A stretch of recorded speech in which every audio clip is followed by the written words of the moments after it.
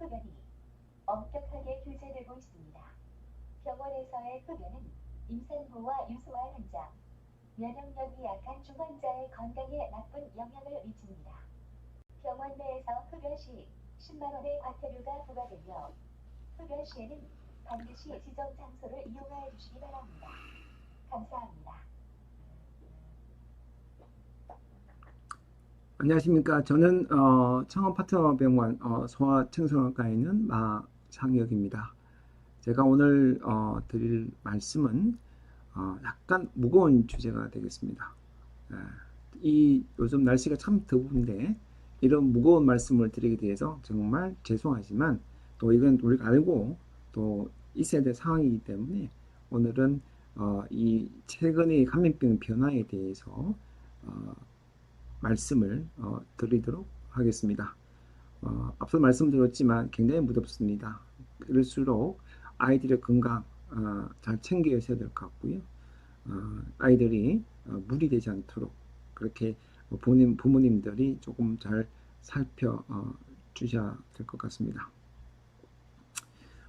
우리가 이제 코로나 바이러스 감염의 그 대유행을 경험을 했고요. 엄청난 고통을 경험을 했습니다. 그때는 코로나만 저희가 신경 썼고 나머지는 그 사람들이 접촉이 없다 보니까 이게 굉장히 여유가 좀 생겼었습니다. 그래서 나머지 균 감염에 대해서는 뭐 인플루엔자 유행이 없었고요. 다른 호흡기 바이러스 유행이 없었고요. 세균 감염도 역시 많이 없었습니다. 다만 이제 코로나 바이러스 감염된 이런 고위험군 환자에서만 2차적인 세균 감염에 의해서 중증화가 되는 그런 일들도 좀 있었습니다만은 뭐 실제로 이제 우리 일반 국민들 사이에서는 감염병이 그렇게 많이 유행을 하진 않았습니다. 그런데 이 코로나 유행을 끝나고 나니까 이상하게 감염병들의 역학들이 과거에 그러니까 코로나 감염 이전과 비교해 봤을 때보다는 다른 변화를 보이기 시작했다라는 것이고요. 그래서 지금 이 시간은 그러니까 지금 계속 유행을 하고 있는 또 유행했던 이런 감염병을 중심으로 앞으로 우리가 어떤 준비를 해야 될지 그리고 아이를 키우는 우리 부모님들께서는 어떤 상황을 잘 알고 계셨다가 빨리 병원을 가서 조기 진단, 조기 치료가 될 수 있도록 할 수 있는지에 대해서 오늘 확실하게 말씀을 드리도록 하겠습니다.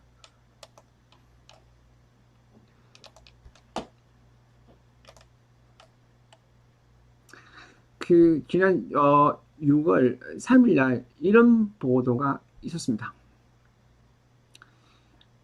우리나라에 때까지 그렇게 문제가 안 되었다라고 생각했던 A군 연쇄상군 감염에 대해서 조사를 했습니다. 그냥 뭐 인후염이나 다음에 이런 성홍열 이런 것이 아니라 중증 감염, 그러니까 심한 합병증을 남기거나 또는 사망했던 이런 경우를 조사를 해봤습니다. 그래서 서울대학교 이현주 교수님이 과거 10년 동안의 그런 결과들을 조사를 했습니다. 이 결과는 자발적인 이제 보고라든지 이런 거를 대두했기 때문에 후향적인 조사가 될 수밖에 없었고요. 그러니까 실제 환자 보니까 생각보다 꽤 많더라는 것이 밝혀졌습니다. 그런데 이제 여기서 문제가 또 뭐냐면 우리가 이게 환자가 발생했던 거를 실시간으로 계속 이제 봤다 모르겠지만 이게 지금 실시간이 아니라 과거를 조사했기 때문에 실제 환자의 발생은 이 숫자보다는 더 많을 수밖에 없다라는 것이죠. 그래서 우리가 이때까지 몰랐던 것이 있더라는 겁니다. 그래서 그런 것들을 우리가 이제는 조금 더 관심 기울이고 정부도 방역당국도 준비를 해야 되지만 우리 어르신도 분명히 알아야 되고 다음에 우리 국민들께서도 잘 알고 계셔야 된다라는 말씀을 드리겠습니다. 자, 그러면 이게 왜 이렇게 되었느냐에 대해서 한번 알아보겠습니다. 최근에 이제 A군 연쇄상군 감염에 의한 중증 감염이 꽤 있었거든요. 예, 다 이렇게 언론에 다 보도가 안 돼서 그렇지. 그럼 과거에 없던 것들이 왜 이렇게 생겼느냐라는 겁니다. 이것을 여러 학자들이 원인을 이렇게 밝혔습니다. 면역 부치 현상이다 라는 겁니다. 무슨 얘기냐면 우리 코로나 전에는 아이들이 조금씩 계속 좀 아파왔습니다. 그래서 병원도 자주 다니고 해서 이제 했지만 또 옆에 전파시키고 이렇게 해서 어느 일정 수준 감염병을 계속 유지를 했습니다. 그러니까 어떤 일이 있었느냐, 많은 아이들이 아프고 회복되니까 그런 특정한 균이나 바이러스에 대해서 항체를 가지게 됐습니다. 그러니까 이제 환자는 조금씩 발생하고 하지만 폭발적인 환자의 발생이 없었다라는 것이죠.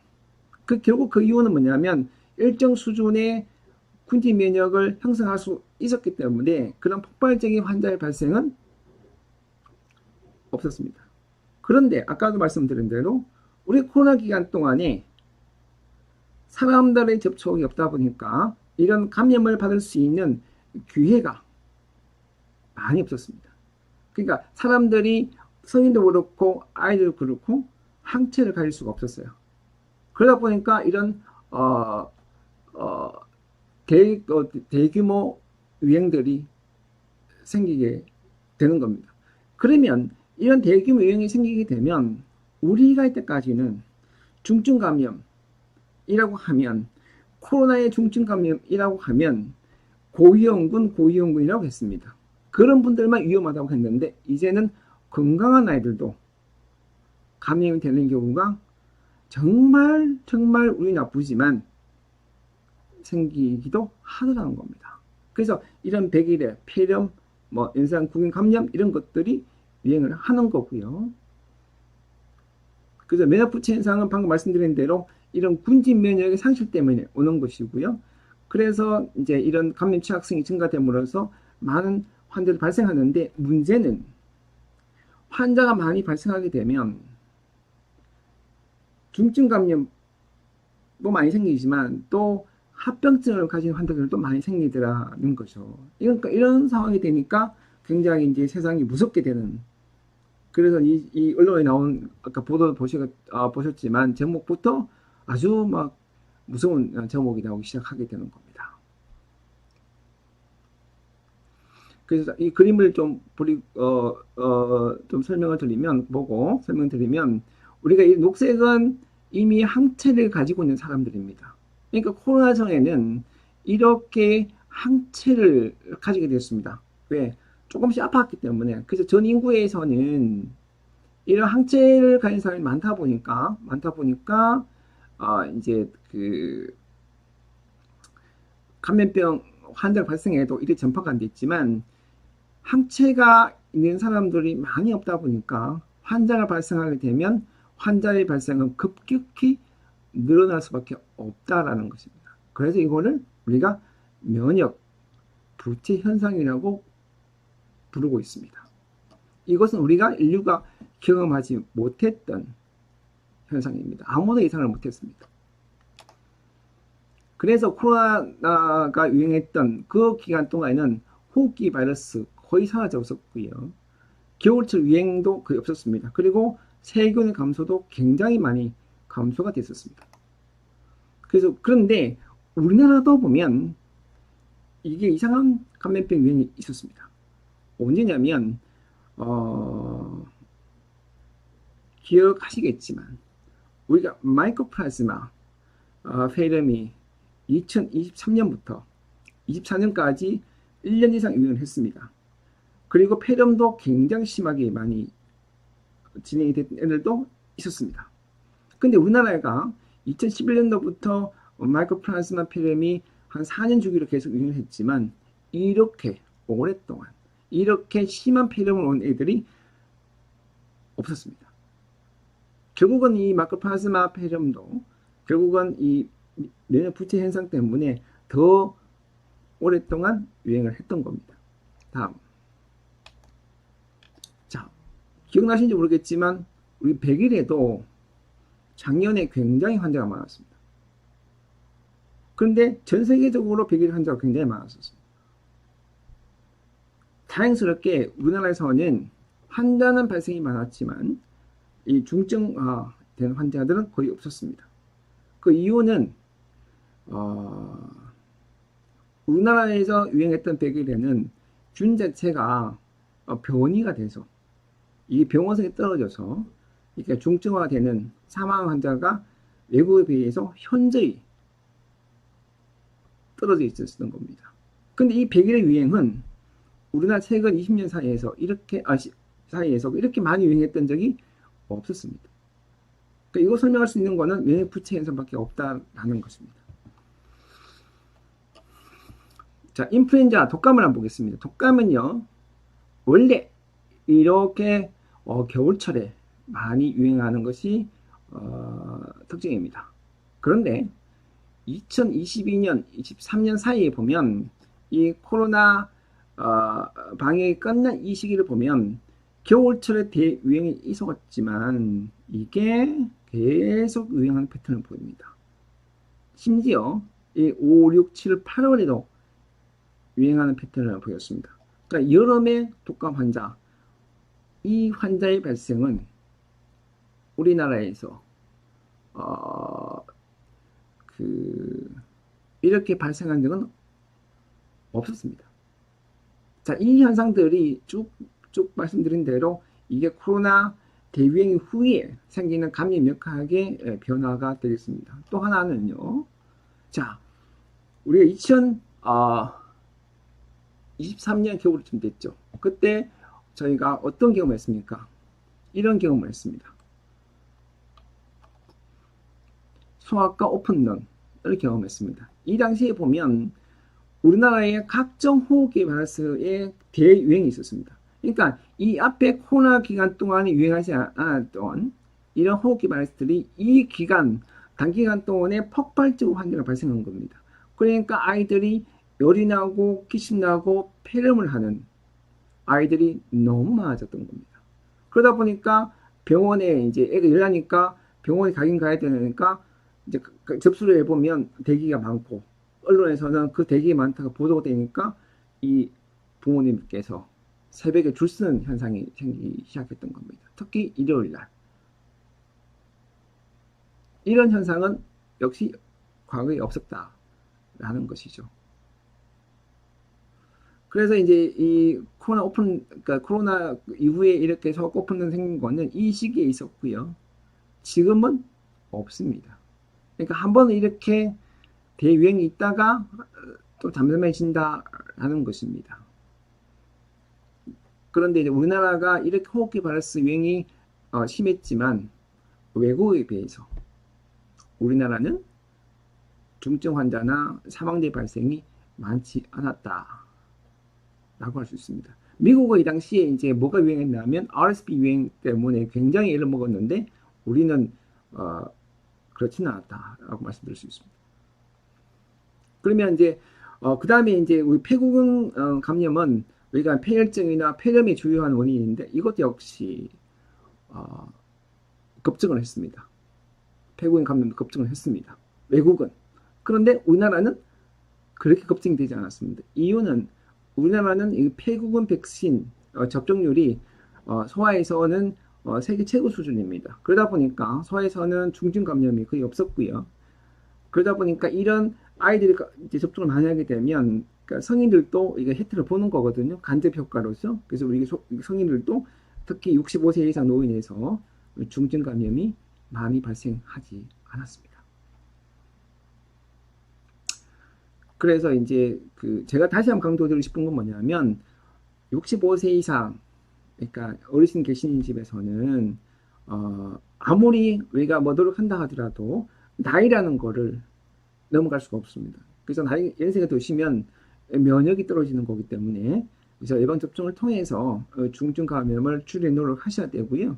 그래서 우리가 다당질 백신이라고 국가에서 한 접종도 있지만 단백질 결합 폐구경 백신 따로 있습니다. 그 애들한테 맞는 게 있습니다. 그것을 우리 어르신들이 접종을 하시는 것을 다시 한번 강조를 드립니다. 되게 이제 이렇게 말씀을 드리면 가격이 비싸서라고 말씀하시는데 그러니까 가격보다는요, 이런 거 생각해 보십시오. 진짜 이게 감염됐을 때 생각해 보시면 이 결과, 그리고 그 회복되는 기간 동안에 많은 시간과 비용과 환자와 환자 가족들의 고통을 생각하면 이 백신 접종 가격 결코 비싸지 않습니다. 그저 아까워하지 마시고요. 접종하시는 거를 강력히 저는 공고를 드립니다. 그래서 국가에서 이제 이런 거를 이제 국가 백신 접종 사업에 포함을 시켜야 되는데 아직 못하고 있는 것이 유감입니다.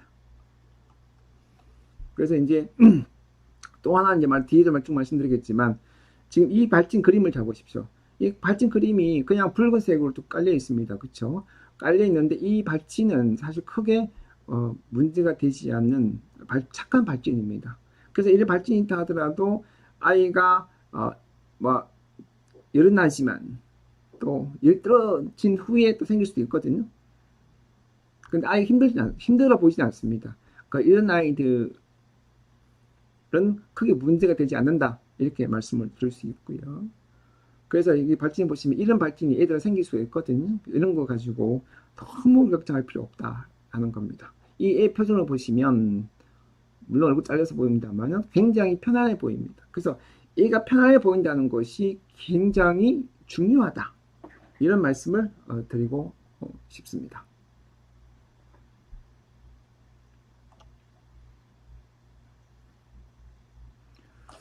잠시 여기 질문 오셨는데 잠시 질문을 좀 해소를 하고 가겠습니다. 예.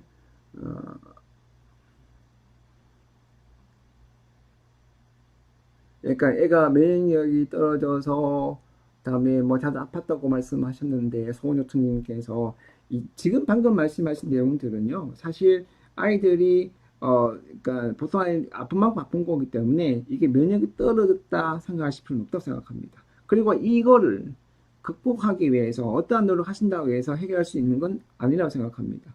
다만 이것이 이제 감염됐을 때 잘 극복될 수 있도록 만들어야 되고요. 그 중에서 소아청소년에서 가장 나쁜 거는 뭐냐면 비만이 되는 겁니다. 그러니까 비만이 되면 이런 면역이 떨어지기 때문에 중증 감염화가 될 수 있다는 겁니다. 이거 좋지 않을 수 있다는 겁니다. 그래서 우리가 면역을 증가시키는 거는 어느 날 갑자기 영양제 먹고 어느 날 갑자기 뭐 면역 경화제를 먹고 해서 해결되는 것이 아니라 평상시에 생활습관, 운동과 음식을 어떻게 잘 먹고 그다음에 잘 운동하고 그다음에 규칙적인 생활을 할 거냐가 사실은 우리가 면역을 증가시키는 가장 중요한 방법이 되겠습니다. 그러니까 우리가 그 공부도 마찬가지로 어느 날 갑자기 공부를 해서 뭐 공부 잘 할 수 없듯이 이 면역이라는 거 만들어지는 거는 아주 기초부터 차곡차곡 올라간다고 생각하시면 되는 거지. 그거 약국 가서 뭐 이상한 그 인터넷에서 이상한 거 나와서 그런 거 먹는다고 해서 아이가 덜 아프지 않습니다. 그리고 과거에 비해서 집단 시설을 많이 하고 시설에 많이 노출되고요. 다음 아이들이 그 과거보다는 좁은 공간에서 사람들 접촉을 하다 보니까 특히 학원 같은 데서 아이들은 많이 아플 수밖에 없다. 다만 그 문제가 심각하지 않고 빨리 회복되는 것이 정말 중요하다. 이런 말씀을 드리고 싶습니다. 그리고 푼수공주님께서 진드기 걱정하시는데 진드기는요 1년에 그러니까 감염돼서 문제되는 경우는 극히 드뭅니다. 그리고 소아청소년도 거의 문제가 되지는 않고요. 역시 이것도 그 연세 많으신 분들이 문제가 되는 거기 때문에 그렇게 걱정을 하시지 않아도 됩니다. 그래서 아이가 뭐 잠을 많이 잔다고 또 질문을 주셨는데 역시 이것도 크게 저는 문제가 안 될 거라 생각됩니다. 그래서 이 아이 생활이 제일 문제가 되는 것이 뭐냐면 밤늦게 자고 다음 새벽에 일어나고 학원 많이 가고 스마트폰 많이 하고 뭐 당연히 평할 수 없겠죠. 그래서 이런 그 패턴을 조금 조절해주는 그런 것들도 저는 굉장히 중요하다고 생각합니다. 그리고 이제 그 MRIC 같은 경우에는 그거는 좀 이야기가 긴데요. 그거는 지금 정부에서 많이 노력하고 있기 때문에 아마 어느 정도 문제를 해결할 수 있지 않을까 생각합니다. MRIC는 넘어가고 코로나 백신과 백신으로 면역이 안 좋았다는 건 괴담인가요? 질문 주셨는데 그건 전혀 상관이 없는 거니까 걱정하셔도 됩니다. 예. MRSA는 제가 나중에 또 말씀을 또 드리도록 하겠습니다. 자, 다시 강의 들어와서요. 그래서 외국에는 보면 이런 해머플스 인플루엔자도 굉장히 감염이 많았습니다. 그런데 이제 외국에 보니까 어린애들, 고령자, 면역장애에서 발생을 했지만 우리나라에서는 환자의 발생이 생각보다 많이 없었습니다. 다만 여기는 없지만 살모넬라균 감염 때문에 심한 감염 사례는 꽤 있었다고 보고가 되고 있고요.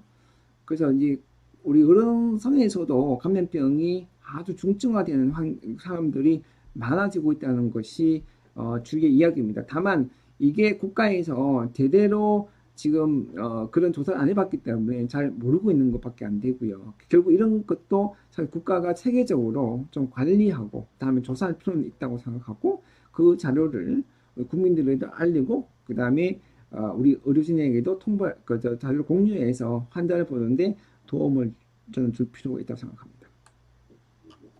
그래서 이제 이현주 교수팀이 조사해 보니까 생각보다 많더라. 근데 재밌는 건 뭐냐면 83.3%가 성인이 성인.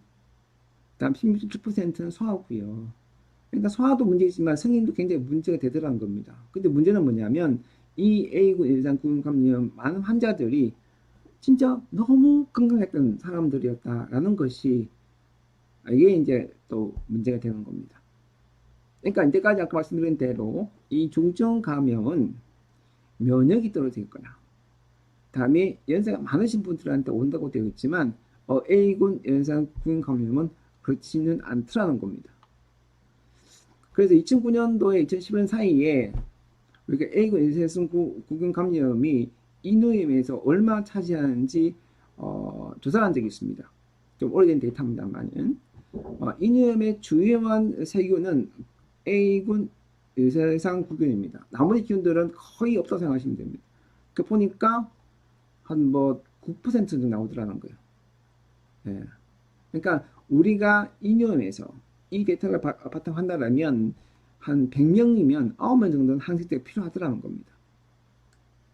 그래서 보니까 성인들은 많이 없고요. 이 소아들, 특히 그 학동기 애들한테 많이 발생하더라는 겁니다. 예.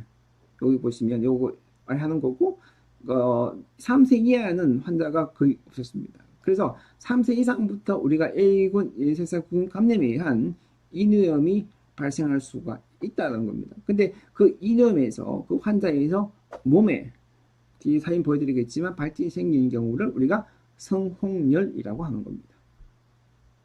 발진이 있으면 인후염, 없으면 그냥 인후염이라고 하는 거죠. 그래서 우리나라 인후염 말씀을 드리면 방금 말씀드린 대로 대개 항생제가 필요 없다고 말씀을 드렸고요. 3세 이후에는 세균 감염이 가능성이 있지만 그리 높지 않다고 말씀드렸고요. 인후염은 바이러스 감염이든 세균 감염이든 가족 내 전파가 잘 이루어집니다. 그래서 아픈 아이들을 보는 어르신들은 마스크 착용이 필수라고 말씀드릴 수가 있습니다. 자, 그런데 재밌는 데이터가 있습니다. 우리나라가 2012년도까지는 성홍열의 발생 빈도가 굉장히 많지 않았습니다. 그런데 갑자기 1년 만에 확 증가를 합니다. 그 이유가 뭐냐면 그전에는 성홍열은 자진 신고를 하도록 되어 있었거든요. 그러니까 신고가 잘 안 된 거예요. 네, 그 신고 체계도 조금 어설펐고 그 다음에 신고하는 것도 굉장히 귀찮게 되어 있었거든요. 그래서 그러다 보니까 의료기관에서 치료를 하고는 그 이상 뭐 신고를 안 하는 경우가 많았습니다. 2010년, 13년도부터 보험회사에서 성홍열 진단서를 꺼놓으면 보험금을 지급하기 시작했습니다. 이때부터 성홍열 환자가 폭발적으로 늘어난 겁니다. 그러니까 실제 환자는 많았는데 이때까지 신고하지 않다가 이 보험금 때문에 갑자기 이제 그 발생된 환자 수가 다 늘어난 거죠. 그러다 보니까 이렇게 환자 수가 많이 늘어난 거지 뭐 다른 원인이 있었던 것은 아니라고 말씀드릴 수가 있습니다. 그러니까 이제 팬데믹 기간 중에는 우리가 이런 바이러스 감염들이 많이 줄었다고, 세균 감염도 많이 줄었다고 방금 말씀드렸고요. 자, 그래서 이제부터 환자 사진을 보면서 말씀을 드리겠습니다. 예, 보시면 병변은 여기 보면 구름이 꽉 차 있고요. 요 뒤에도 보면 이렇게 고름이 살짝 보이고요. 여기는 궤양처럼 생겨져 있고요. 다음에 여기 보면 이렇게 이제 약간 그 염증이 되어 있습니다. 이 4명의 환자들은 다 원인이 바랬습니다. 그러니까 항생제 안 쓰고도 다 좋아졌던 제 환자들의 목의 사진이 되겠습니다. 네. 이런 환자들은 반드시 그러니까 균 배양 검사를 해서 균이 있는지 확인을 하고 항생제를 쓸 필요가 있습니다. 여기 보시면 이 환자 같은 경우는 보면 이게 목젖입니다. 그쵸? 이렇게 이 편선을 보고 고름이 꽉 찬 느낌이 들죠. 이 환자는 세균성 감염이 아닙니다. 세균성 감염은 오히려 이렇게 고름이 심하게 차지는 않습니다. 이거는 앱스탄 바바이러스 감염 때문에 왔던 이 편도선님이 되겠습니다. 그래서 이 환자도 역시 쉽게 회복됐습니다. 물론 이 환자 같은 경우에는 열이 굉장히 오래 갑니다. 많으면 길면은 한 2, 3주까지 일날 수도 있습니다. 역설적인 이야기지만 A군 연쇄상 구경 감염에 의해서 오는 인후염은 그러니까 대개 일하는 기간이 5일이고요. 만약 인후염인데 열이 5일 이상 난다고 하면 바이러스 감염이 원인이거나 아니면 다른 동반되는 다른 질환이 있다라는 생각을 가지고 다시 한번 조사를 해야 됩니다. 그러니까 이 환자들은 보면 이렇게 애들이 이제 일하면은 고름이 잘 이렇게 보이는 것이 편도선염이거든요. 특징이 뭐냐면 이렇게 이제 목젖이 깨끗이 보이면 세균 감염 가능성이 떨어집니다. 물론 배양 검사 꼭 해봐야 됩니다. 그리고 또 이제 이렇게 편도선에 염증이 이렇게 생기고 고름이 차 있으면 아이들이 이렇게 보면 이 목에 임파선이 붙는 경우가 있습니다. 그래서 우리 임파선 종대라 그러고 되게 이제 그 애를 키우다가 애 뭐 씻겨주다가 목을 쓱 만져보니까 선생님 이렇게 뭐 만져집니다 라고 오시는 경우가 많은데 자 사진처럼 이렇게 피부에 발적이 없고 그냥 커지만 있는 경우에는 되게 특별한 치료를 요하지 않습니다. 그러니까 검사도 당장 하지 않습니다. 어른들이 저렇게 보이면 반드시 빨리 검사를 해야 되는 거지만 아이들은 되게 일시적인 게 많기 때문에 검사하지 않습니다. 그러니까 언제 빨리 가서 검사해야 되느냐? 여기 임파선 종대가 있는데 그 목이 만지져요. 근데 갑자기 좀 더 커지더라는 겁니다. 그리고 열이 계속 나더라. 세 번째는 이 쇄골 위쪽에 생기는 거는 이건 안 좋은 겁니다. 이건 암인 경우가 종종 있고요. 그리고 단단하고 고정된 임파선이라는 게 뭐냐면 이게 만져봤을 때 이게 움직이지 않고 이게 밑에 조직이 딱 붙어 있으면 이것도 역시 문제가 되는 거고. 그러니까 이 눌러보니까 물컹물컹한데 약간 발적도 있고 해서 고름이 있는 경우 의심이 되는 경우 그때는 병원을 꼭 하셔야 되고 그다음에 이 생긴 부위에서 이 피부에 변색이 있으면 특히 홍반이 있으면 안에 고름이 찬 경우가 꽤 있기 때문에 꼭 가셔야 되고요. 밤에 근데 임파선이 보는데 밤에 막 땀도 많이 나고 체중 감소가 된다는 거 그다음에 멍이 잘 든다 창백하다 그다음에 이 다리에 보니까 아주 이 저기 점상 출혈이 이렇게 막 보인다. 이거는 또 이런 그 혈액 종양 쪽에 문제 있는 경우가 있기 때문에 이건 빨리 병원에 가보셔야 됩니다. 이런 게 아니라 그러면 그냥 커져 있다라면 경감을 보시면 되고요. 이게 뭐 초음파 피 검사를 하긴 하지만 그거는 원인 찾을 수 없고요. 만약 이게 계속 커져 있다라면 저희가 조직 검사를 꼭 해봐야 됩니다. 그래서 우리가 이제 A군 연쇄상군 감염도 그렇고 바이러스 감염에 의한 인후염도 그렇고 임파선 종대는 올 수는 있지만 이게 방금 이렇게 말씀드린 이 내용이 아니라 그러면 굳이 뭐 많은 검사가 필요하지 않는다라는 겁니다. 괜히 혼이 있을 수 있다라는 말씀을 드리고 싶습니다. 자 이런 경우는 보면 여기도 보면 고름이 쫙 찼고 했지만 여기 보면 발진이 생기지 않습니까? 이런 것들은 뭐냐면 이제 이것도 역시 앱스탄 바이러스 감염 때문에 그러니까 의사들은 주로 EB 바이러스라고 합니다. 이 바이러스 감염 때문에 오는 것이고 이 발진이 동반되는 겁니다. 이거는 성홍열이 아닙니다. 그 성홍이 아니고 이런 일이 오게 되면 해열 진동제만으로 충분히 좋아질 수 있다는 겁니다. 그래서 이게 그 아이를 키우면서 인후염이 있는데 저 사진을 보고 부모들께서 굉장히 걱정을 많이 하시고 무서워할 수 있는데 그럴 필요 없다는 말씀을 다시 한번 드리고 싶습니다. 이게 이제 진짜 성홍열 사진입니다. 그러니까 목도 아프고 열이 나는데 이렇게 발진이 보이면 이것이 성홍열 사진입니다. 환자 사진입니다. 이렇게 발진이 생기기도 하고요. 다음에 여기 보시면 이렇게 발진이 모래를 막 뿌린 듯한 그런 모습으로도 보이기도 합니다. 그러니까 이런 경우도 있습니다. 그러니까 애들이 그러니까 목이 아픈데 저희가 그러니까 병원에 가시면 목이 아프다 계속 아프다 하는데 가니까 멀쩡하다 그래요.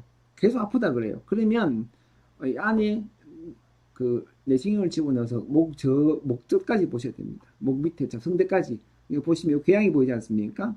그러니까 이런 것 때문에 애들이 아프다고 할 수 있습니다. 근데 아프다고 하는데 병원에 가서 이렇게 스랍다 넣고 봐서 안 보이면은 그 밑에 부위, 인후 부위 쪽에 문제가 될 수 있기 때문에 이렇게 확인할 필요도 있습니다. 그러니까 이런 경우에 아프다고 하는 경우는 문제가 되지는 않지만 이런 경우에 아프다 하면서 호흡곤란이 생기면 역시 이거는 문제가 생길 수 있다. 이렇게 말씀을 드릴 수 있습니다.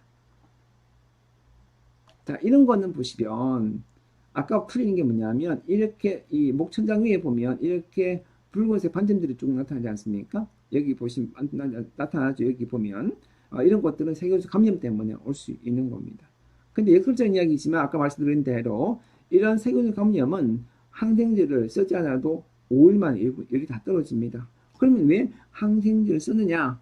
두 가지 목적이 있습니다. 첫째는 이런 그러니까 화농성, 고름이 차는 이런 합병증을 줄이는 효과와 류마틱 피버라고 있습니다. 류마틱 열이라고 하고요. 이거는 뭐 근육과 심장에 문제가 생기는 경우가 있거든요. 이런 문제를 예방하기 위해서 항생제를 쓰도록 하고 있습니다. 과거에 제가 학교 다녔던 1980년대 중반만 하더라도 우리나라에서 이런 감염 때문에 왔던 심장병 환자들이 생각보다 꽤 많았었습니다. 그런데 우리나라에 변화가 왔습니다.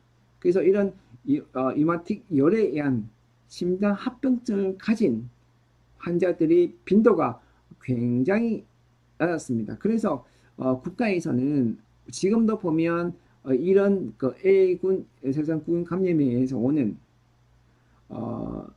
그 경우에 아직도 미국 가이드라인을 그대로 준용하고 있습니다. 미국은 아직까지 이제 류마틱 열에 의한 이런 심장 합병증의 우려 때문에 10일 동안 항생제를 쓰라고 되어 있습니다. 근데 이거 저희들 실제로 경험해 보면 한 하루 이틀이면 대부분 열 떨어지고 좋아집니다. 그래서 항생제를 거의 안 먹이세요.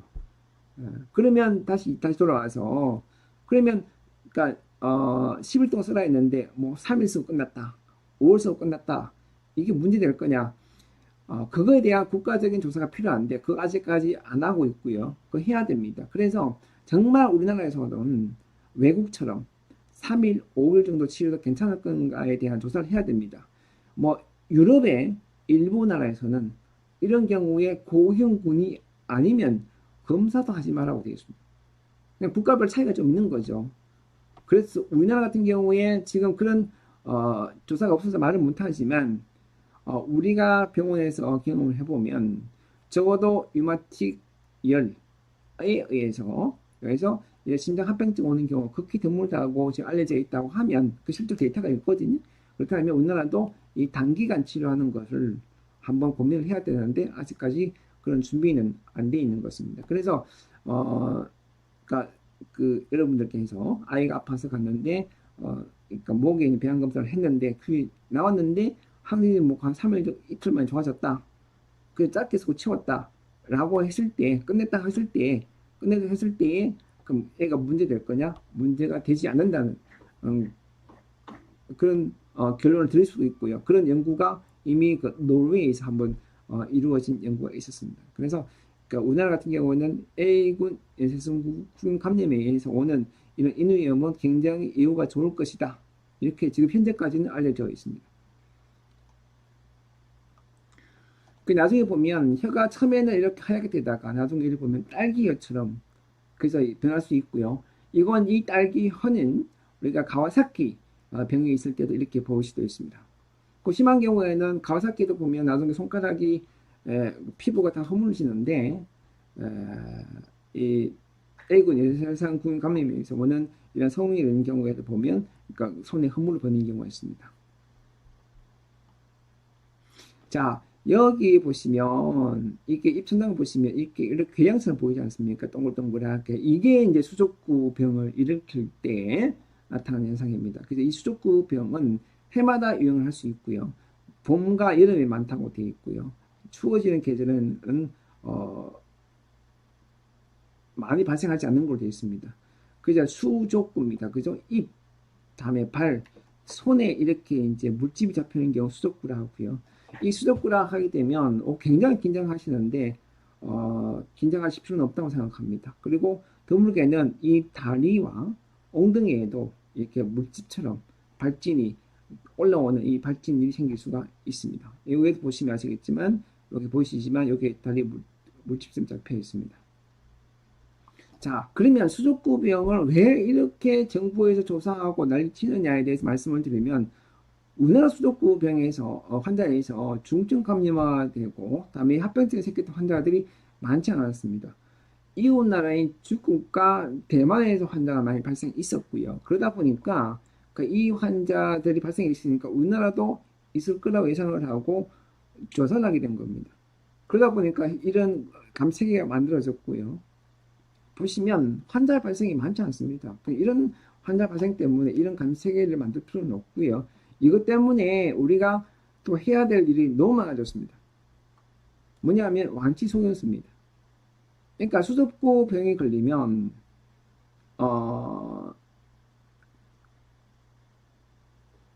어린이집에서 유치원에서 완치 소견서를 제출하라고 합니다. 그게 어린이집에서 원하는 것이 아니고요.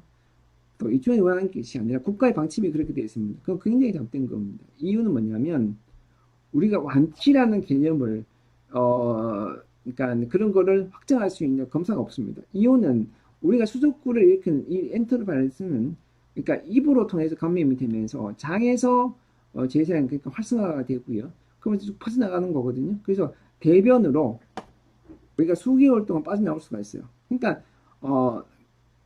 전염성은 떨어지지만 감염은 계속 일으킬 수 있는 상황이 되는 거죠. 다만 우리가 이제 열이 막 날 때는 바이러스 재생이 몸에서 많이 이루어지는 거기 때문에 전파력은 굉장히 강해질 수 있지만 예를 들지만 굉장히 감소가 되는 거거든요. 그러니까 우리가 이 수족구 때문에 뭐 서류가 많고 오니 가니 말이 많고 그 다음에 수족구 때문에 뭐 이제 그거 뭐죠 그 발진이 있으니까 그것 때문에 막 걱정하시는데 원칙은 말씀을 드리면 하루 이상 열나지 않으면 수족구든 인플루엔자 독감이든 전염성은 굉장히 많이 떨어진다라는 겁니다. 그래서 이런 완치 소견서가 아니라 이게 전문가들과 협의해서 그러니까 국민지 공범대를 만들어서 이런 거를 제대로 조절하는 원칙을 좀 만들어야 되는데 너무 원칙 없이 완치 소견서라는 거를 참 말도 안 되는 완치 소견서라는 거를 이렇게 해마다 요구를 하게 되고 저희 병원 입장에서는 의사 입장에서는 보호자들 원하니까 어쩔 수 없이 써주는 이런 말도 안 되는 일들이 벌어지고 있습니다. 아마 세계에서 수족구병을 이거를 진단하고 거기다가 완치 소견서까지 쓰내라는 나라는 없고요. 발행한 나라도 없을 거라 생각합니다. 이게 굉장히 잘못된 거거든요. 이거는 개선의 여지가 충분히 있습니다. 그래서 완치 격리는 불가능하기 때문에 새로운 방안들이 필요하다. 이 말씀을 드리고 싶은 거죠. 그래서 이제 우리가 아이가 아플 때 일어날 때 걱정을 덜 해도 되는 경우는 어떤 경우냐면 열은 나는데 애가 열 떨어지니까 잘 놀더라. 이건 걱정할 필요 없습니다. 그리고 잘 먹고 잘 자더라. 이것도 걱정할 필요가 없습니다. 그리고 애가 이제 쭉 까진다고 말씀하시거든요. 근데 충분히 그러니까 부모들과 눈을 맞출 수가 있고 대화가 될 정도 된다고 하면 크게 걱정 안 하셔도 된다. 말씀을 드리고 싶습니다. 그래서 간별점은 여기 있는 거고요. 자, 그런데 문제는 뭐냐면 전 세계에서 이제 우리가 때까지는 A군 예상균 감염이 인후염과 성형열에서 굉장히 예후가 좋은 병처럼 제가 말씀을 드렸습니다. 그런데 2014년도부터 2022년, 23년 넘어가면서 영국에서 일본에서 이 A군 예상균의 감염에 의해서 중증화가 되는 환자들이 발생했습니다. 그래서 보니까 이게 이 A군 예상균도 유전자형, 그러니까 이게 그 안에도 보면 그러니까 이제 종류가 꽤 있거든요. 유전자형 배열이 다 틀립니다. 그래서 그 중에서 EMM 타입 1이란과 3번, 1번과 3번이 심각한 문제를 일으키는 거예요. 그래서 보니까 영국에서 유럽 5개 국가에서 이런 중증 감염을 일으키는 침습성 A군 연쇄상군 감염이 발생했습니다. 그래서 유전자 분석해 보니까 여기 보시면 M1UK라는 계통의 균인 것이 밝혀졌습니다. 그런데 이웃나라 일본에서 이 중증 감염을 일으키는 사례가 많이 발생됐습니다. 그래서 이거를 영어로 하면 스트레프토코칼 톡식 샥 신드롬이랍니다. 이거를 이제 한글로 풀으면 A군 연쇄상구균 독성 쇼크 증후군이라고 합니다. 이거는 굉장히 심각합니다. 예. 그런데 다행스럽게 우리나라에는 아직까지 많지는 않고 발생은 있다라는 것이 문제가 되고 있습니다. 어떤 경우냐? 보시면 영국 보면 아까 말씀드린 EM1 타입 비율이 점점 많아져서 이렇게 중증 환자가 많이 발생했다고 되어 있고 일본도 지금 많이 발생했습니다.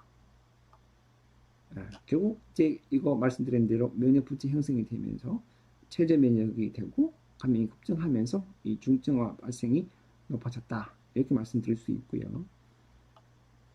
자, 12살 남자 환자입니다. 실제로 있었던 경우였고요.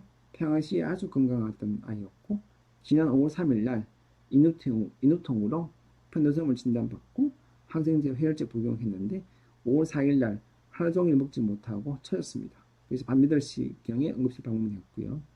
그때 해보니까 그때 검사해보니까 100kg 수치가 680 굉장히 많이 떨어져 있었고요. 혈액배양 검사에서 A군 연쇄상구균이 나왔고요.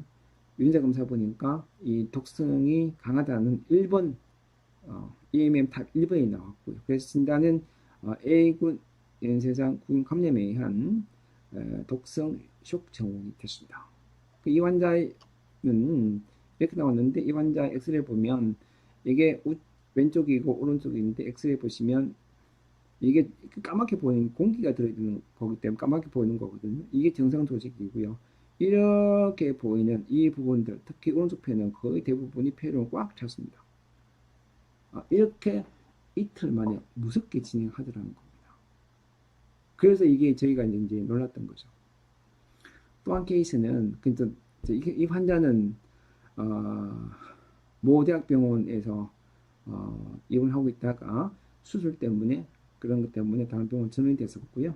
그 입원 당시에 우리 저보다 연세가 더 많으신 제가 환갑이신 않습니다만은 이 교수님께서 집에 가지 않고 병원에서 주무시면서 이 환자는 돌봄으로써 이 환자는 회복이 됐습니다.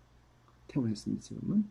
또 한 케이스는 10살 남자 환자인데 그러니까 어제부터 아프다고 해서 뭐 정형외과 병원 갔다가 하루가 지나서 왔는데 약을 먹고 있는데 보니까 점점 나빠서 왔는데 보니까 거의 혼선에 빠져서 왔어요.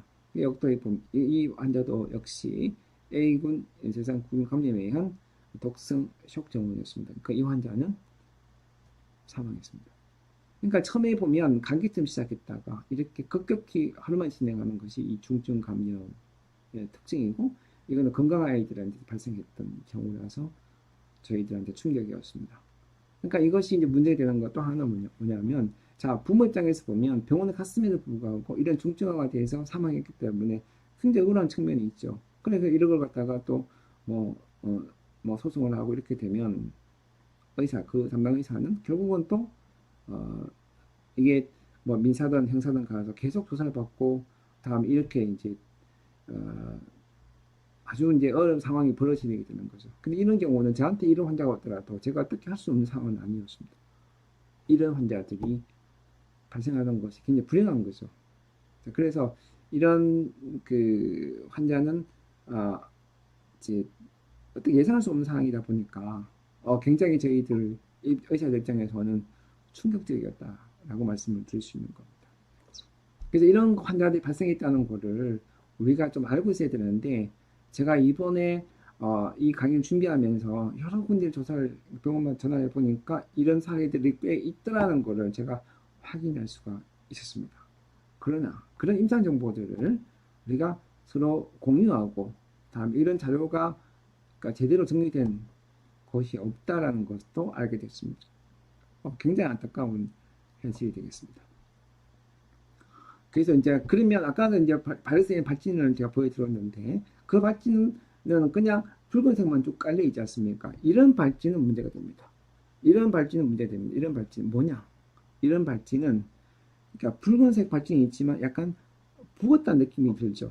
그러니까 이런 발진은 굉장히 위험한 겁니다. 굉장히 무서운 겁니다. 아까 말씀드린 대로 하루 이틀 만에 확 나빠지는 겁니다. 예, 굉장히 무섭다는 건 좀 주의하셔야 되고 그래서 이런 발진 양상을 보인다라면 빨리 병원에 그것도 입원이 가능한 병원에 응급실로 가시는 게 맞습니다.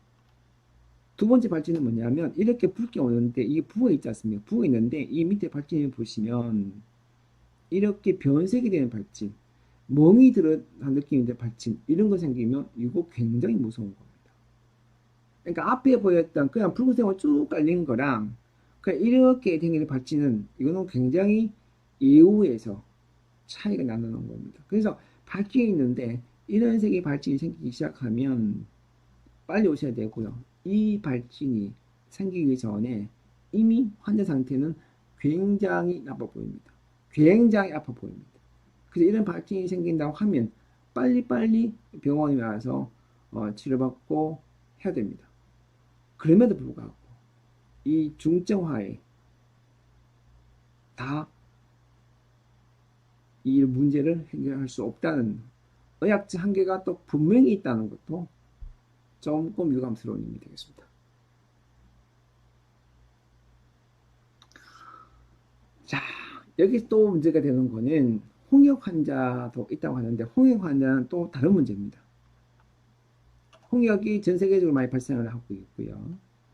네, 지도를 봐도 그렇습니다. 주로 보면 우리나라 같은 경우에는 보면 많이 없지만 이 동남아, 뭐 유럽, 다음 미국에서도 환자가 발생이 꽤 있습니다. 자, 우리가 최근에 보면 베트남에서 환자가 많이 발생했습니다. 그래서 예보니 이유는 두 가지였습니다. 첫째는 홍역, 벌거리, 풍진 백신 접종률이 이 나라는 굉장히 떨어져 있습니다. 두 번째는 인구 이동이 특히 이 베트남 남쪽 지역에 많았던 그 이유 때문에 환자 발생이 많았고, 자, 그러다 보니까 우리가 백신 접종을 특히 홍역, 보우리, 풍진 접종을 제대로 하지 않아서 항체가 없는 20대, 30대 주로 그렇고 40대까지 더 드물게는 이 사람들이 베트남 여행 갔다가 거기에서 감염이 돼서 한국에서 발생하는 경우가 대부분이라는 겁니다. 그러면 미국은 어떻게 할 거냐? 미국은 보니까 2025년도에 굉장히 발생이 많더라는 겁니다. 조사해 보니까 접종을 하지 않았거나 모르는 사람이 한 94%, 뭐 환자 중에서 결국 백신 접종이 떨어지기 때문에 문제되는 거고요. 영국도 잘 산다고 하지만 환자의 발생이 굉장히 많다.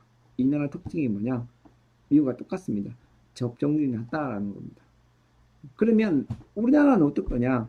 일단 우리나라는 크게 걱정 안 하셔도 됩니다. 우리나라에서 그러니까 홍역이 유행할 수 있는 확률은 저는 거의 없다고 생각합니다. 이유는 백신 접종을 굉장히 잘했기 때문에 그렇습니다. 다만 20대, 30대, 40대에서 과거에 홍역을 앓지 않았거나 접종을 확실하게 했다는 증거가 없는 사람들한테서는 이렇게 외국에 가서 홍역에 걸릴 수 있는 확률이 꽤 있고요. 특히 많은 나라가 베트남이었습니다. 특히 베트남도 보면 관광지가 남쪽에 다 몰려있지 않습니까? 그 베트남도 보면 남쪽 지역에 홍역 환자가 많이 발생했기 때문에 이래서 그러니까 여행 다녀오셨다가 감염이 많이 되고 거기서 감염되고 국내에 들어와서 환자의 발생이 된다. 하는 거죠. 그런 문제이기 때문에 이 홍역은 앞에 쭉 말씀드렸던 병과는 조금 다른 양상을 보이고 있습니다. 그러면 우리가 홍역을 예방하는 거는 어떻게 할 거냐? 1967년 이전에 태어난 분들은 이미 항체가 대부분 가지고 있다고 밝혀졌습니다. 그래서 이전에 태어난 분들은 접종을 굳이 하실 필요는 없고요. 67년 이전에, 그러니까 이후에 태어나신 분들 중에서 20대, 30대는 접종력을 잘 모르면 접종을 한 번이라도 하고 가십시오.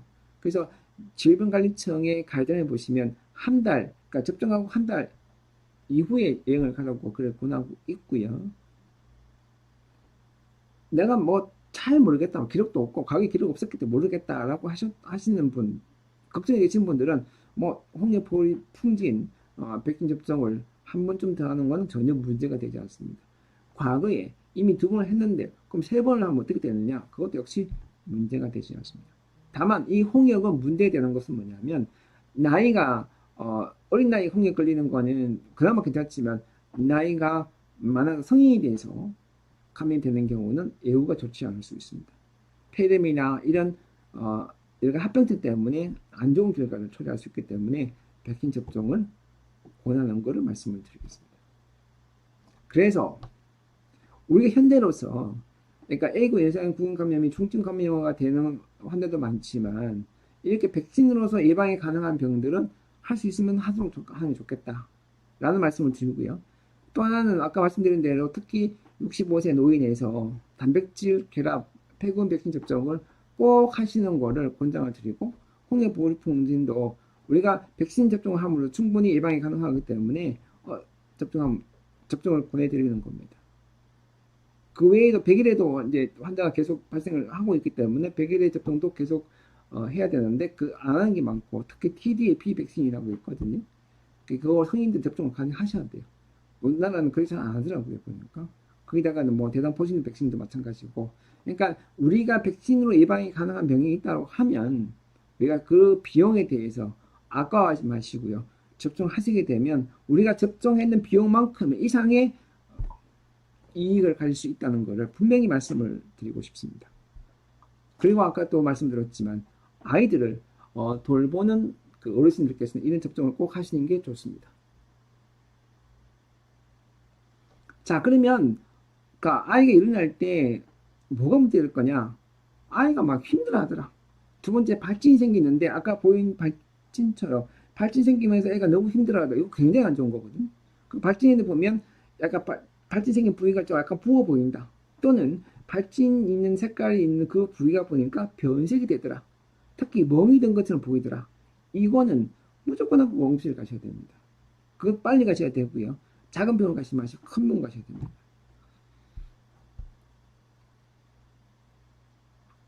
자, 그러면 우리는 어떤 준비를 해야 될 거냐? 일단 전 세계적으로 유행하는 이런 감염병 사례들을 정리를 하고, 두 번째는 아까도 이제 그 뭐 성홍열, 지금 성홍열도 하시면 감시세기를 만드는 운영을 하고 있거든요.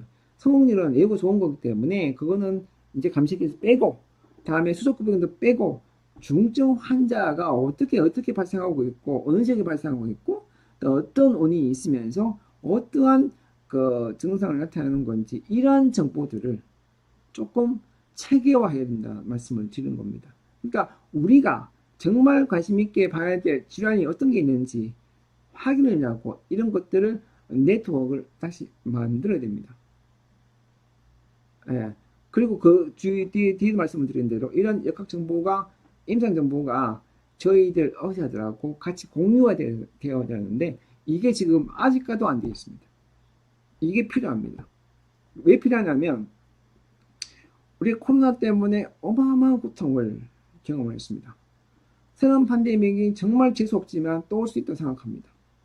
그러면 이런 조기 진단, 조기 격리, 조기 치료는 반드시 필요한 거고요. 이런 방역 시스템은 지금 우리가 코로나 기간 동안에 경험했던 그거가 있기 때문에가 아니라 새롭게 만들어야 되고 우리가 이런 팬데믹이나 이런 새로운 감염병이 막 우리 나라에서 많이 발생하기 전에 준비를 해야 됩니다. 그리고 이거는 할 때에 전문가와 함께 거버넌스 뭐냐면 소통을 통해서 전문가 의견을 충분히 이제 반영을 해서 새로운 시스템을 만들어야 됩니다. 근데 그게 지금 안 되고 있기 때문에 안타깝다라는 말씀을 드리고, 코로나 그러니까 방역 이후에도 지금의까지 변화는 굉장히 만족할 수 없는 수준이다라는 말씀을 드리고 싶은 겁니다. 그래서 이제 다 정리를 좀 하겠습니다. 오늘 이제 이 강의는 다 됐고요. 정리를 드리면, 자, 우리나라에서는 그러니까 코로나에서 이제 면역 부채 현상에서 새로운 감염병이 유행을 했습니다. 마이크로파스 유행했고요, 백일에 유행했고요. 그다음에 이제 호흡기 바이러스 대유행이 있었고, 인플루엔자도 1년 유행이 있었습니다. 그리고 중증 감염도 최근에 조금씩 발생하는데, 정말 다행스러운 거는 외국처럼 그런 비참한 결과는 아직 나타나지 않고 있다라는 거고, 정말 우리 나쁜 아이들은 있더라는 말씀을 드리겠습니다. 그래서 우리가 정부가 이런 대비한 체계를 새롭게 개선을 할 필요 있다 말씀을 꼭 드리고 싶습니다.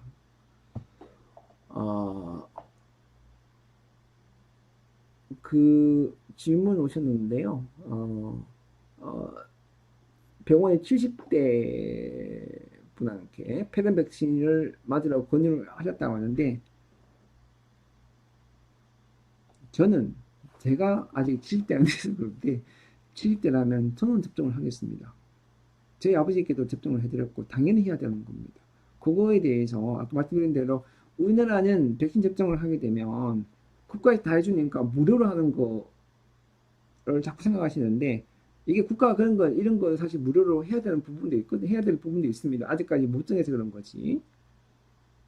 그전에라도 이런 아까 쭉 말씀드렸던 폐구균 백신, 인플루엔자 백신, 다음 100일에 들어있는 TDAP 백신, 다음에